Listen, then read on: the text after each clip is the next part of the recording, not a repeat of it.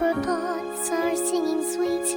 Why memories dissolve like treats. Mrs. Claus is in her kitchen, baking dreams. The walls keep shifting left and right. The elves work through eternal night, and nothing here is quite the way it seems.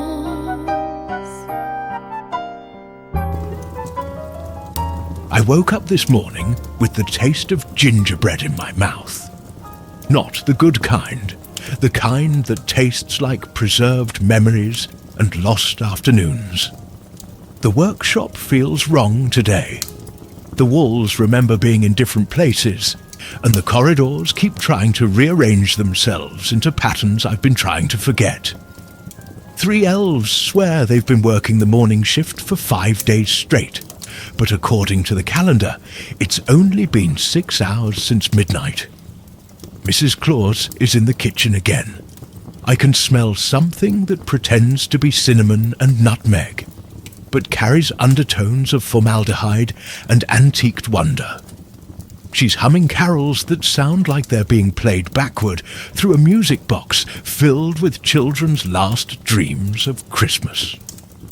"Just baking," she says when I peek in, her smile as warm as ever.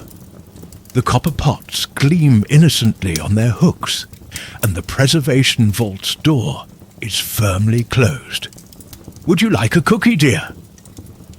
I decline, remembering, or do I, the ledger bound in something that felt like bottled doubt. The emergency meeting in the wrapping room seems like a dream now, but my pocket still holds a ribbon that tastes like a child's final moment of belief. Bernard passes me in the hall, his bells jingling in frequencies that make my teeth ache. "Good morning, sir," he says cheerfully, no trace of conspiracy in his voice. "Wonderful day for toy-making, isn't it?"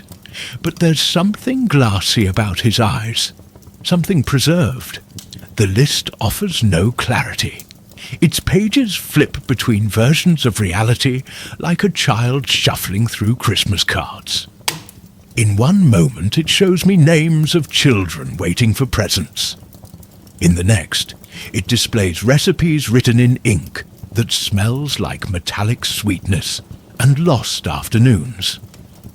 I find myself standing before the kitchen door again, drawn by the scent of something baking. Or is it preserving? Mrs. Claus hums her backward carols, and the copper pots sing along in harmonies that taste like forgotten Christmases. "Are you sure you won't have a cookie?" she calls out.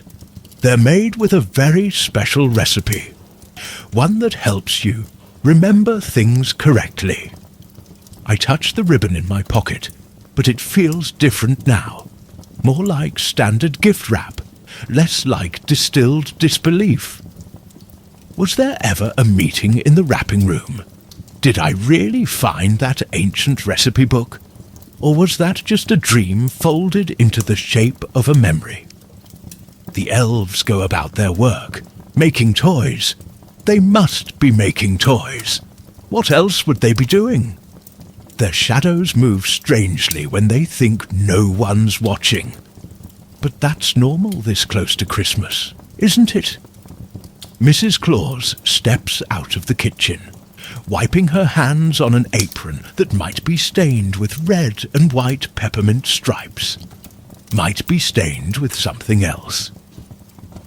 "I've just finished a fresh batch," she says, holding out a plate of cookies that smell like everything I've been trying not to remember. "They help with confusion, dear. Make everything so much clearer." I look at Bernard, searching for any sign of our shared conspiracy, but he just smiles that glassy smile and takes a cookie. "Best recipe ever," he says, his voice carrying undertones of copper pots and midnight preservations. Makes everything make sense again. The workshop shifts around us, corridors realigning themselves into more sensible configurations. The preservation vault's door melts seamlessly into the wall, as if it had never existed. Even the list seems to settle, its pages now showing only proper names and appropriate gift allocations. I should close now. Mrs. Claus is calling everyone for her special hot chocolate, and I must have just been tired, overworked, imagining things. After all, she's only ever been what she seems. A kind, loving wife who makes wonderful treats for all the hard-working elves.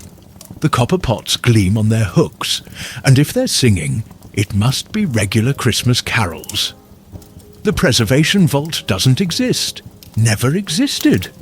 And if I still have a ribbon in my pocket that tastes like lost belief, well, that's impossible, isn't it? Remember, when you wake up on December 20th with the taste of gingerbread in your mouth, it was just a dream. It must have been a dream. And if Mrs. Claus offers you a cookie, well, wouldn't it be rude to refuse? Would you like a cookie, dear? They help you see things crystal clear. Just one bite and you'll forget what you should feel.